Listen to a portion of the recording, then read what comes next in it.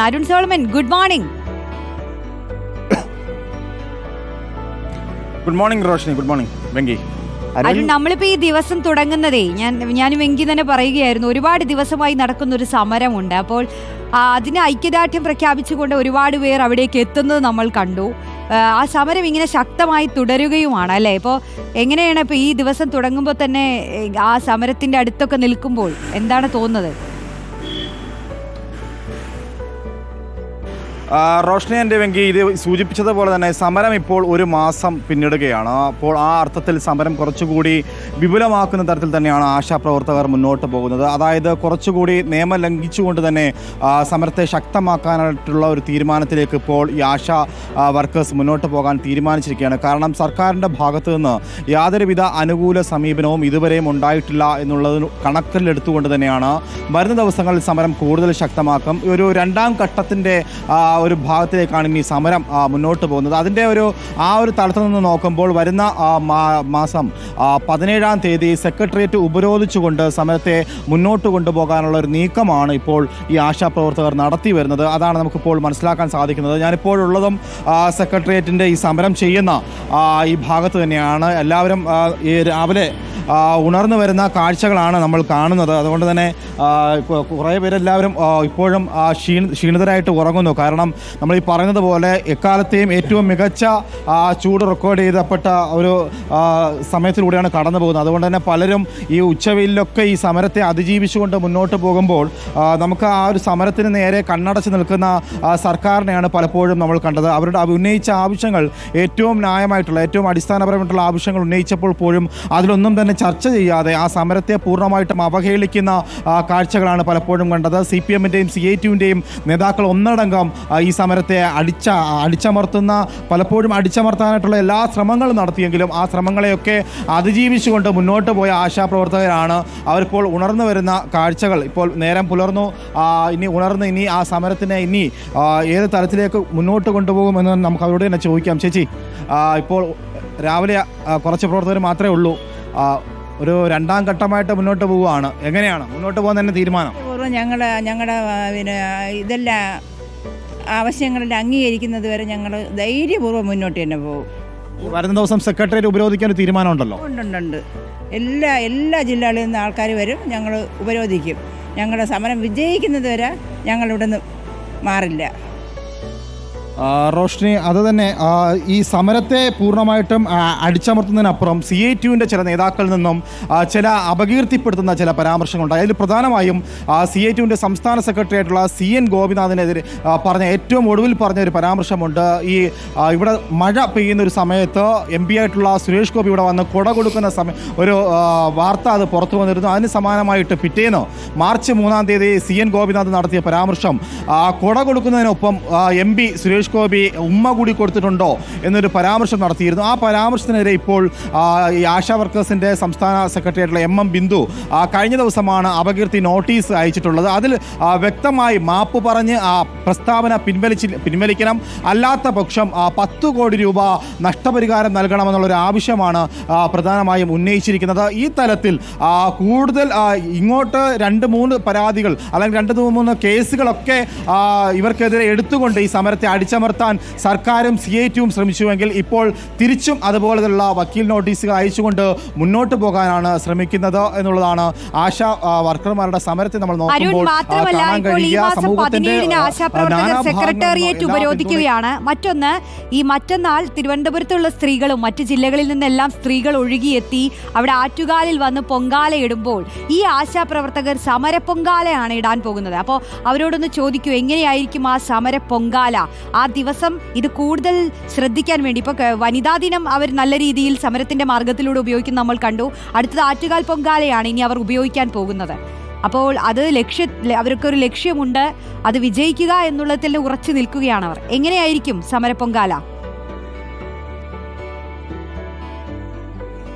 തീർച്ചയായും റോഷ്നി, നമ്മൾ പിണറായി സർക്കാർ എടുത്തു നോക്കുമ്പോൾ കഴിഞ്ഞ വർഷവും സമാനമായി ആറ്റുകാൽ പൊങ്കാല നടക്കുന്ന ദിവസം ഒട്ടനവധി സമര പൊങ്കാലകൾ ഇതേ സെക്രട്ടേറിയറ്റ് പരിസരത്ത് നടന്നു. ഇത്തവണ അത് നോക്കുകയാണെങ്കിൽ ഈ ആശാപ്രവർത്തകരായിരിക്കും ആ ഒരു തലത്തിൽ ഒരു സമര പൊങ്കാലയുമായി മുന്നോട്ട് വരിക എന്നുള്ളതാണ് നമുക്ക് മനസ്സിലാക്കാൻ സാധിക്കുക. കഴിഞ്ഞ തവണ CPO റാങ്ക് ലിസ്റ്റിൽ ഉൾപ്പെട്ട ഒട്ടനവധി വിദ്യാർത്ഥികളാണ് ഇവിടെ സമര പൊങ്കാല നടത്തിയിരുന്നത്. ഇത്തവണ നമ്മുടെ ആശാപ്രവർത്തകർ സമര പൊങ്കാല ഇടുമെന്നുള്ള ഒരു വാർത്ത കൂടി നമ്മൾ അറിഞ്ഞിട്ടുണ്ട്.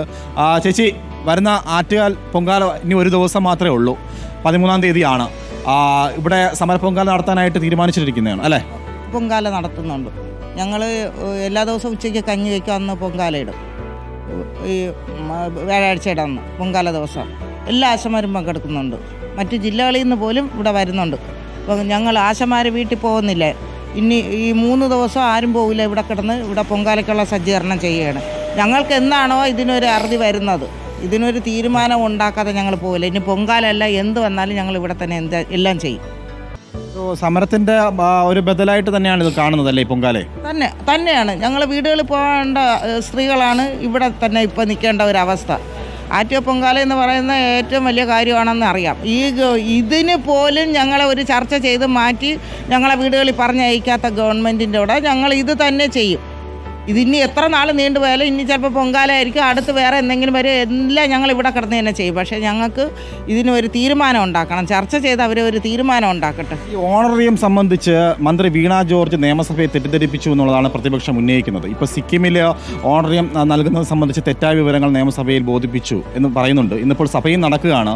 ഈ സെക്രട്ടേറിയറ്റ് ഉപരോധിക്കുന്നതിന് പുറമെ മന്ത്രിയുടെ ഇത്തരത്തിലുള്ള തെറ്റായ ചില പ്രസ്താവനകൾക്കെതിരെ എന്തെങ്കിലും ഒരു സമരമോ അല്ലെങ്കിൽ മന്ത്രിക്കെതിരെ കൂടുതലായിട്ടുള്ള ശക്തമായിട്ടുള്ള സമര മാർഗങ്ങളായിട്ട് മുന്നോട്ട് പോകുന്നുണ്ടോ? ശക്തമായ സമരമാണ് ഇനി 17-ാം തീയതി ഞങ്ങൾ ഇവിടെ വയ്ക്കാൻ ഉപരോധനം ചെയ്യുന്നത്.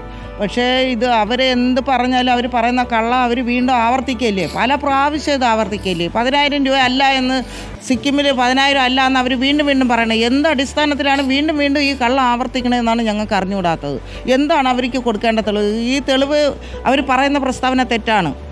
അവർക്ക് 10,000 രൂപ കൊടുക്കുന്നുണ്ടെന്ന് ഞങ്ങളുടെ NHM ഓഫീസിൽ നിന്ന് ഒരു സ്റ്റാഫ് പോയിട്ട് ഇന്നലെ അവിടെ സിക്കിമിൽ നിന്ന് വന്ന ഒരു വ്യക്തി ഞങ്ങളടുത്ത് പറഞ്ഞു. അവർ 2022 തൊട്ട് 10,000 രൂപ വെച്ചാണ് കൊടുക്കുന്നത്. വീണ്ടും നമ്മളെ മന്ത്രി അതല്ല 6,000 ആണ് എന്ന് അവർ എന്താണ് തർക്കിക്കണതെന്ന് അറിഞ്ഞൂടാ. ഇതിൻ്റെ പിന്നിൽ എന്താണ് പ്രവർത്തനമെന്ന്.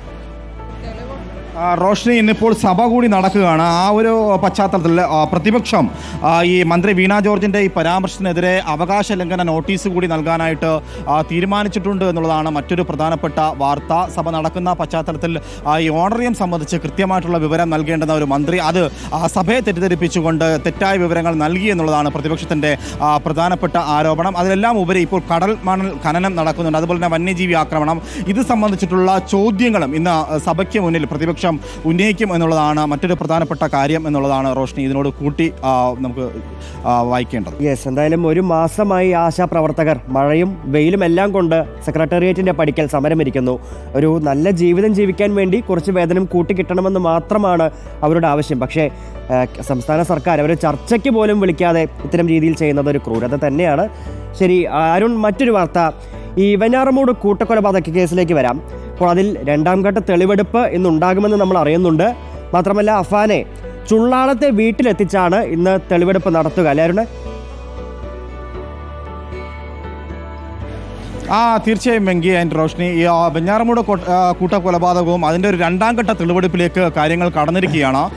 നേരത്തെ പാങ്ങോട് പോലീസ് അഫാനെ കസ്റ്റഡിയിൽ മേടിച്ചിരുന്നു. ആ കസ്റ്റഡിയിൽ വാങ്ങിയതിന് ശേഷം ആദ്യ കൊലപാതകം നടത്തിയത് താഴെ പാങ്ങോട് പള്ളിയിലുള്ള ഈ അഫാൻ്റെ ഉപ്പയുടെ ഉമ്മ സൽമ ബീബിയുടെ വീട്ടിലാണ്.